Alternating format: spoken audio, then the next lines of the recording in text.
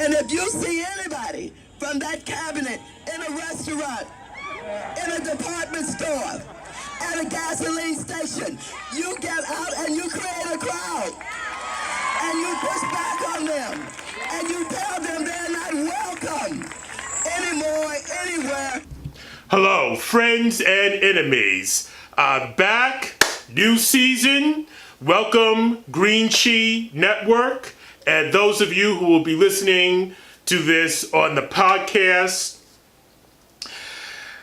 Today's topic is Black People Mind Your Own Business, Part 2.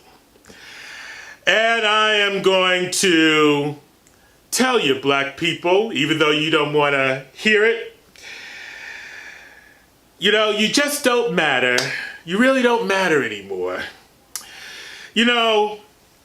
Last time when I did the Black People Mind Your Own Business, I raised sand, got hot under the collar, as the old folks used to say. But I'm going to tell you right now that I'm not going to raise my blood pressure over this. You do what you want to do. If you want to continue on with the nigger shit, go right ahead. But I'm here to put some things on the table that are not ever addressed, really, in the various commentary that you see. I live in the New York tri-state area. We have a governor's race here. Andrew Cuomo is running for governor again. And I see the campaign ads. And he's not even talking specifically to you, Black folk. He addresses women specifically, and he addresses gays specifically. And he even addresses illegal immigrants who are not even supposed to be here. But for you, people of color, he says absolutely nothing to you specifically. Nothing. And still talks in that political pluralism that you all know so well and have become accustomed to. You're not fighting for your own issues anymore, and you make excuses for this kind of negligence. Well, I have news for you. You're starting to become irrelevant. And I have got to say that, yes, it's a sad state. It's a sad and sorry reality that we are living through. But, you have got to take responsibility for this, because if you don't fight for your issues, who is going to? The Democratic Party here in the tri-state area, you have woven Republicans out of the system, and yet they still cannot talk about the reform of the grand jury process in the wake of what happened to Eric Garner, and in the epidemic of police brutality cases that swept the nation under the Black president. And you still can't get the party to address these reforms specifically and say, listen, we cannot have police brutality anymore. And this new phenomena called Alexandria OcasioCortez brings the whole coalition with the Puerto Rican full circle. I'm old enough to remember Anthony Baez. Some of you young people don't even remember Anthony Baez, who got choked out in the 90s. In much the same way that Eric Garner did. Got choked out by the police and killed. And the Puerto Ricans went to Al Sharpton and the rest of the black activists and said, how do we protest this? How do we get the NYPD to rein in these barbaric tactics?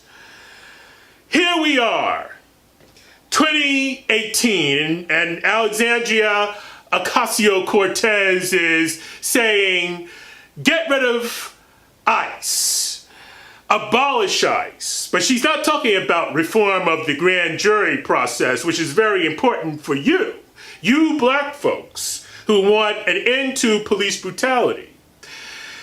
And understand what that means when she says, let's get rid of ICE. What she's saying is, all you Americans who get into car accidents with illegal immigrants, a hit and run with an illegal immigrant, and they leave the scene of the crime, what she is saying is, let them go, let them go, let them go.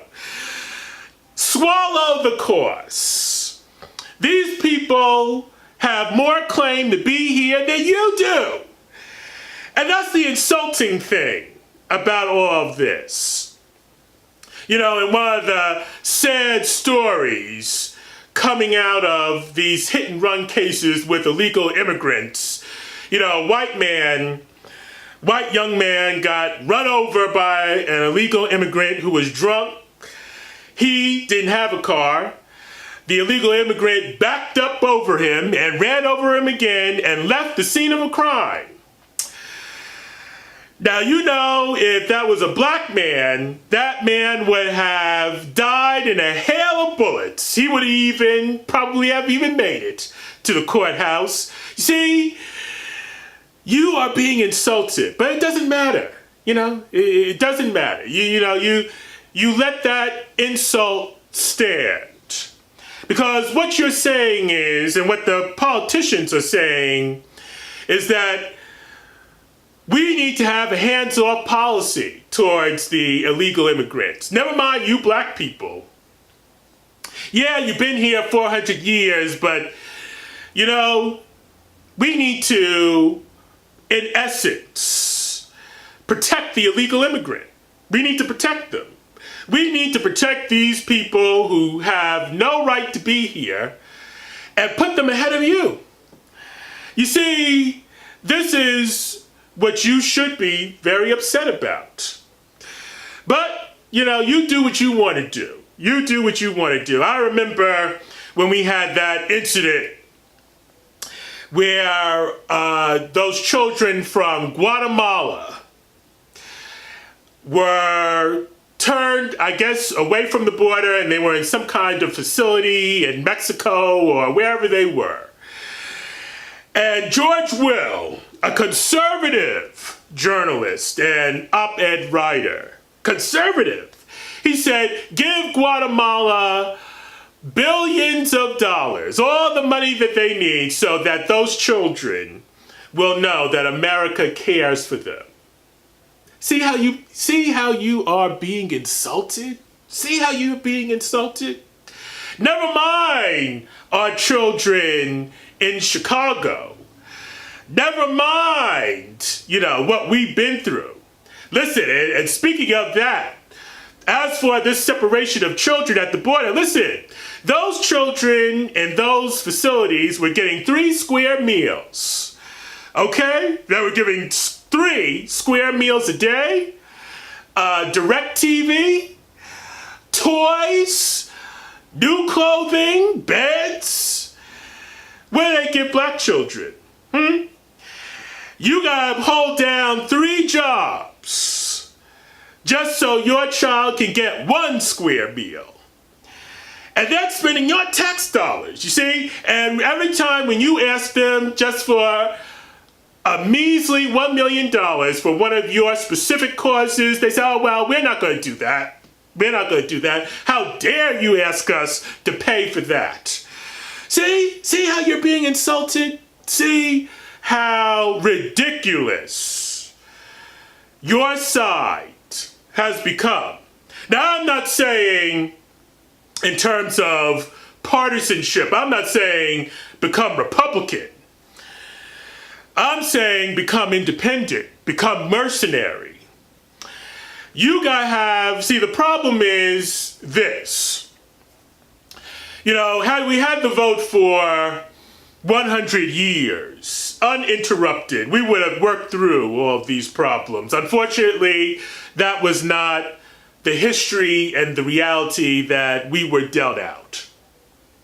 However, you know, now that we can see how much the American party system cares about us, see, it is time for us to, for those of you who are interested, of course, it is time for us to have our own issues, as we have erroneously done, let the parties mistake or foist upon us their platform and have us believe that's synonymous with doing specific things for black people. You see, it's not a coincidence, it's not an idiosyncrasy that Bernie Sanders said, I don't believe in reparations, I believe in socialism. See, that's the bankruptcy that I'm talking about. That's how you're insulted.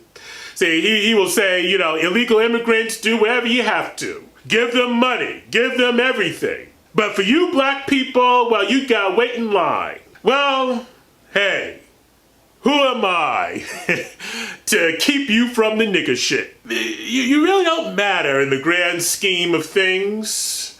You really caught in the crosshairs now.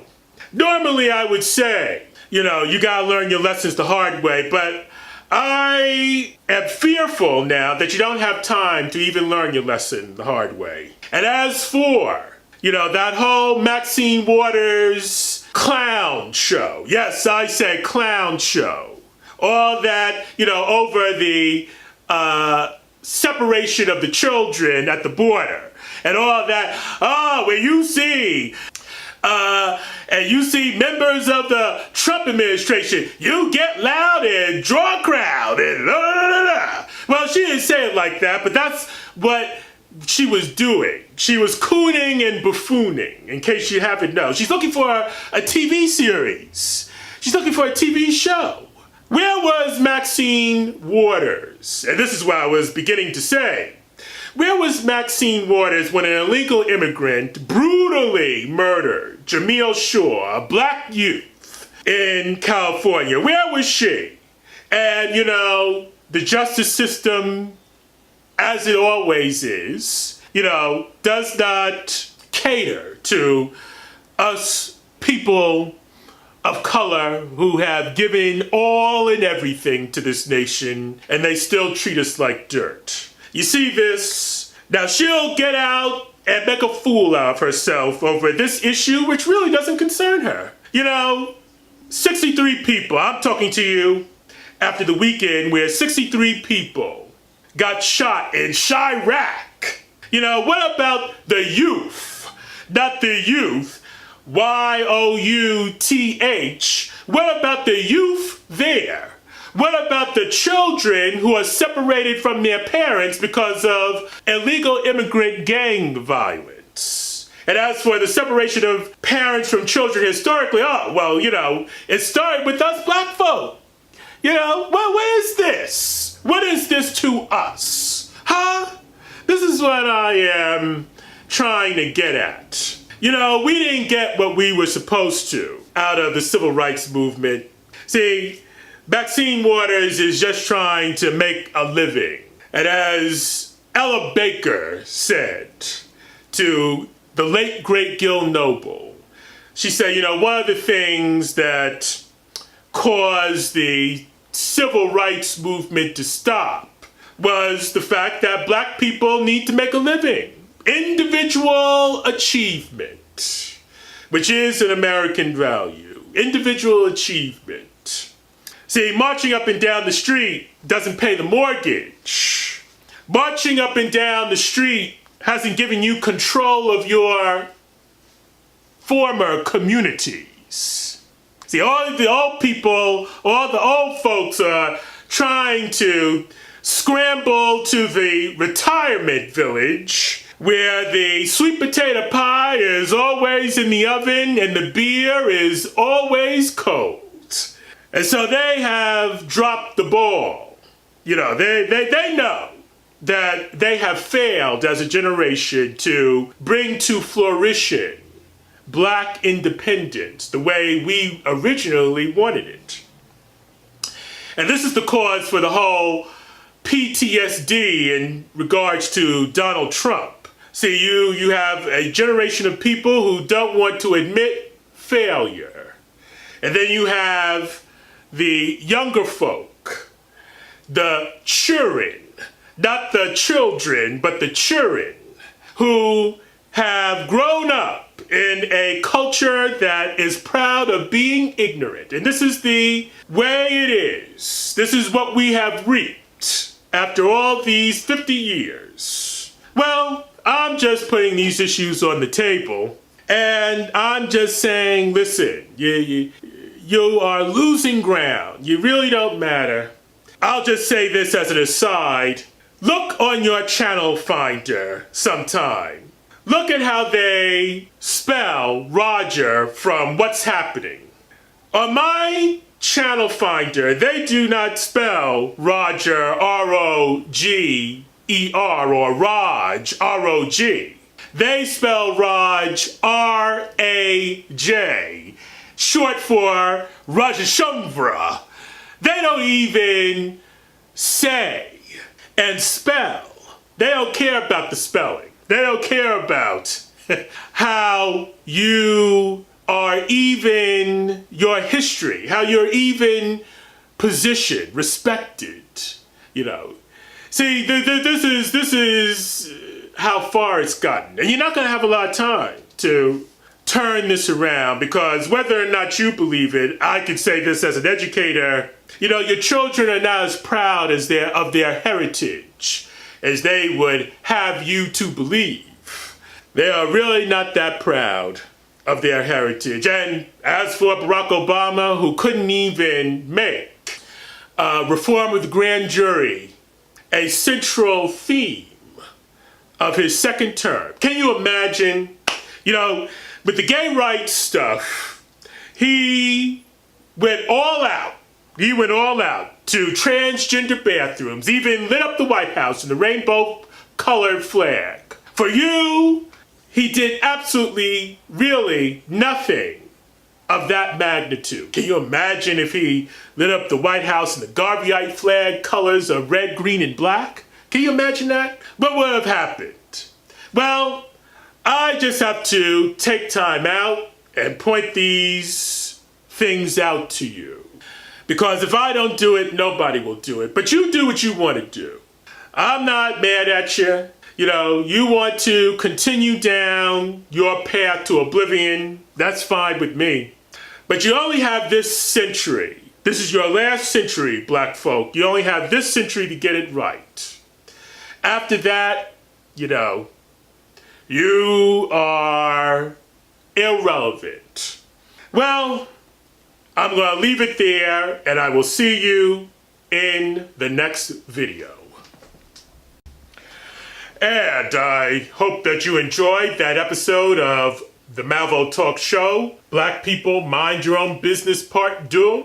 I want you to understand that when I say mind your own business, I'm not just talking about mind your own business the same way that the old folks used to tell us young people to go somewhere and sit down and shut up.